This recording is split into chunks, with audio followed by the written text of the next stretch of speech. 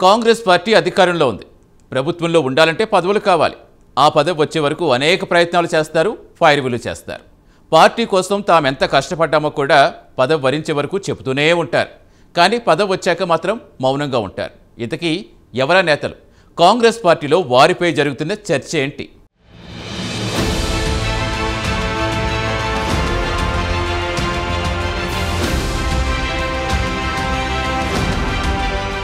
రాష్ట్రంలో కాంగ్రెస్ పార్టీ అధికారంలోకి వచ్చిన తర్వాత పార్టీ ఎమ్మెల్యే, గవర్నర్ కోటాలో ఎమ్మెల్సీలు ఇచ్చింది. ఎమ్మెల్యే కోటాలో పదవి దక్కించుకున్న వారిలో MLC Balmuri Venkat, PCC chief MLC Mahesh Kumar గౌడ్లు ఉన్నారు. వీరిద్దరూ మొదటి నుండి పార్టీ లైన్లోనే ఉన్నారు. పార్టీ లాయలిస్ట్గా పేరు ఉన్న నేతలు. ఎమ్మెల్సీ బల్మూరి వెంకట్కి ఎన్ఎస్యుఐ కోటాలో ప్రతిపక్షంలో ఉన్నప్పుడు చేసిన పోరాటాన్ని గుర్తించి ఎమ్మెల్యే కోటాలో ఎమ్మెల్సీ ఇవ్వడం జరిగింది.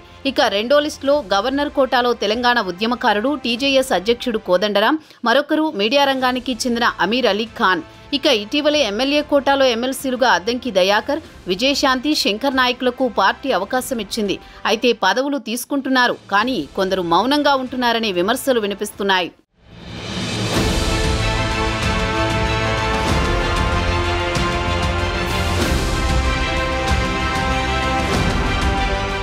ఎమ్మెల్సీ పదవి తర్వాత మహేష్ కుమార్ గౌడ్కి పీసీసీ పదవి కూడా వరించింది. పార్టీ కార్యక్రమాలతో అలాగే ప్రతిపక్ష నేతలు చేస్తున్న ఆరోపణలు, విమర్శలపై మహేష్ కుమార్ గౌడ్ తనదైన స్టైల్లో స్పందిస్తూనే ఉన్నారు. ఇక బల్మూరి వెంకట్ సైతం ప్రతిపక్షాలు చేస్తున్న కౌంటర్లకు రీకౌంటర్లు ఇస్తూ పార్టీ ప్రోగ్రామ్స్లో యాక్టివ్గానే పాల్గొంటున్నారు. ఇక కోదండరాంకి పొత్తులో భాగంగా పదవి ఇచ్చింది. ఆయనకు సొంత పార్టీ ఉంది. అలాగే అప్పుడప్పుడు కోదండరాం ప్రభుత్వానికి మద్దతుగా మాట్లాడుతూనే ఉన్నారు. ఇక అమీర్ అలీ ఖాన్ మీడియా రంగం నుండి ఎమ్మెల్సీ అయ్యారు. పార్టీ ప్రోగ్రామ్స్లో కనిపిస్తున్నారు, కానీ ఎక్కడా కూడా ప్రతిపక్షాల కౌంటర్స్పై మాత్రం పెద్దగా స్పందించడం లేదు.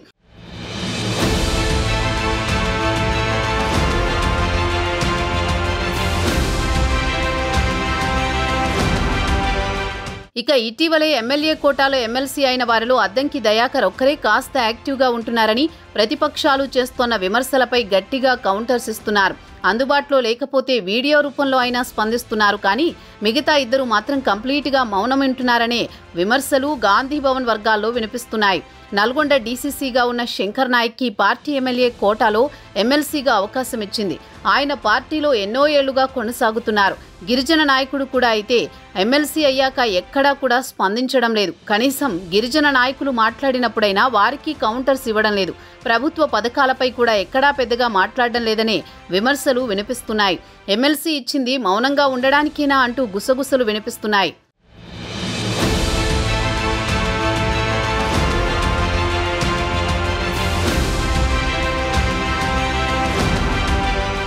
మరోవైపు ఎమ్మెల్యే కోటాలో ఎమ్మెల్సీ అయిన మరో నేత లేడీ ఫైర్ బ్రాండ్ విజయశాంతి అసలు మౌనంగా పార్టీ కార్యక్రమాలకు దూరంగా ఉంటున్నారు.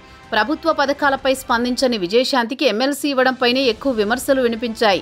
అయితే పదవి వరించిన తర్వాతైనా మార్పు వస్తుందని భావించారు. ప్రతిపక్ష పార్టీలకు ధీటుగా కౌంటర్ ఇస్తుందని కూడా భావించారు. కేసీఆర్, హరీష్, కేటీఆర్, కవిత, బీజేపీ పార్టీ నాయకులు చేసే విమర్శలకు ఘాటుగా కౌంటర్ ఇస్తారని అనుకున్నారు. కానీ అది జరగడం లేదు. అప్పుడు ఇప్పుడు అదే మౌనం పాటిస్తున్నారనే విమర్శలు పార్టీ వర్గాల్లో వినిపిస్తున్నాయి. పార్టీ ప్రోగ్రామ్స్లో అక్కడక్కడా కనిపిస్తున్నారు తప్ప ప్రతిపక్ష పార్టీల ఆరోపణలపై, ప్రభుత్వ విధానాలపై మాత్రం ఎక్కడా స్పందించడం లేదనే ఆరోపణలు రాములమ్మపై వెల్లువెత్తుతున్నాయి.